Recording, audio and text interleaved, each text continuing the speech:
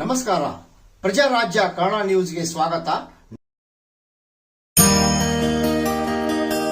ಕೂಡಲ ಸಂಗಮದ ಜಗದ್ಗುರು ಶ್ರೀ ಬಸವಜಯ ಮೃತ್ಯುಂಜಯ ಸ್ವಾಮೀಜಿ ನೇತೃತ್ವದಲ್ಲಿ ರಾಜ್ಯಾದ್ಯಂತ ಹಾಲು ಕುಡಿಯುವ ಹಬ್ಬದ ಸಪ್ತಾಹ ಕಾರ್ಯಕ್ರಮಕ್ಕೆ ಚಾಲನೆ. ಲಿಂಗಾಯತ ಪಂಚಮಸಾಲಿ ಜಗದ್ಗುರು ಮಹಾಪೀಠದ ವತಿಯಿಂದ 27ನೇ ವರ್ಷದ ನಾಗರ ಪಂಚಮಿ ಪ್ರಯುಕ್ತ ಹಾಲು ಕಲ್ಲು ನಾಗರಕ್ಕೆ ಹಾಕುವ ಬದಲು ಹಾಲು ಬಡ ಮಕ್ಕಳ ಪಾಲಾಗಲಿ ಎಂಬ ವಿನೂತನ ಕಾರ್ಯಕ್ರಮಕ್ಕೆ ಚಾಲನೆ ನೀಡಿದರು. ಕೂಡಲ ಸಂಗಮದ ಜಗದ್ಗುರು ಶ್ರೀ ಬಸವಜಯ ಮೃತ್ಯುಂಜಯ ಸ್ವಾಮೀಜಿಯವರ ನೇತೃತ್ವದಲ್ಲಿ ಹಮ್ಮಿಕೊಂಡಿರುವ ಈ ಕಾರ್ಯಕ್ರಮ ಹಾಲು ಕುಡಿಯುವ ಹಬ್ಬ ಸಪ್ತಾಹ.